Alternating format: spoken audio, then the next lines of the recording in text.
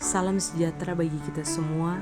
Saat ini kami dari kelompok 8 akan memaparkan hasil diskusi kami dengan materi nyanyian dan paduan suara dalam mata kuliah liturgika. Kami beranggotakan 2 orang, yang pertama Fernanda Palit dan yang kedua Deborah Wisan. Kita masuk dalam pendahuluan. Nyanyian dan paduan suara memiliki peran penting dalam liturgi, yaitu upacara ibadah atau ritual keagamaan. Ini digunakan untuk mempersembahkan pujian dan memuliakan Tuhan dalam berbagai tradisi agama di seluruh dunia. Nyanyian dan paduan suara ini memungkinkan jemaat untuk terlibat secara aktif dalam ibadah. Kita masuk dalam pembahasan, yaitu nyanyian. Nyanyian bagi umat Kristiani mempunyai tempat dan nilai yang sama dengan unsur ibadah lainnya, yaitu fokus hanya kepada Allah.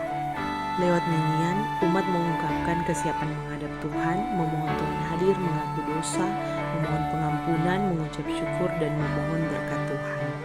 Kita masuk dalam ciri-ciri nyanyian jemaat secara umum. Yang pertama, mengandung nilai spiritual.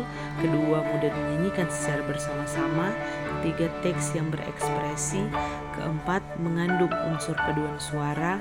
Dan yang kelima, ditulis dalam notasi musik umum.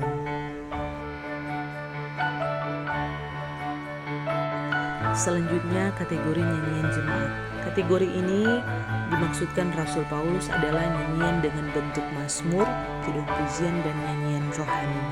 Yang tentunya ketiga ini memiliki fungsi dan peran yang sama ketika dinyanyikan bersama seluruh jemaat.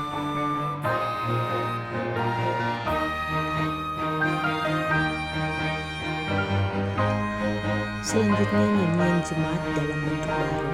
Yang pertama, nyanyian kontekstual. Nyanyian kontekstual ini lebih fokus pada situasi atau pesan tertentu yang perlu disampaikan. Sedangkan nyanyian kontemporer mengacu pada musik yang sesuai dengan gaya dan tren saat ini tanpa mempertimbangkan konteks spesifik. Kita masuk dalam paduan suara.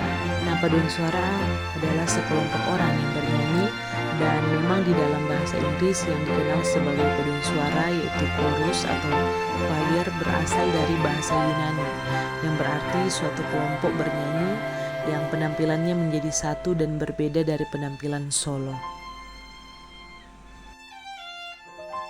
Selanjutnya, paduan suara dalam ibadah.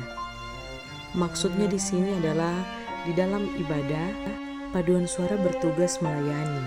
Paduan suara haruslah bernyanyi bersama-sama dengan jemaat dengan cara membantu jemaat menyanyikan lagu-lagu yang sulit, serta membawa semangat kepada jemaat ketika jemaat bernyanyi.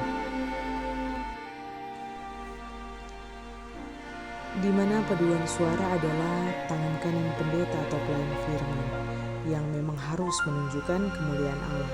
Pujian yang dinaikkan oleh paduan suara haruslah merupakan pujian di dalam roh dan kebenaran, dan paduan suara harus mendukung jemaat untuk dapat melakukan hal yang sama.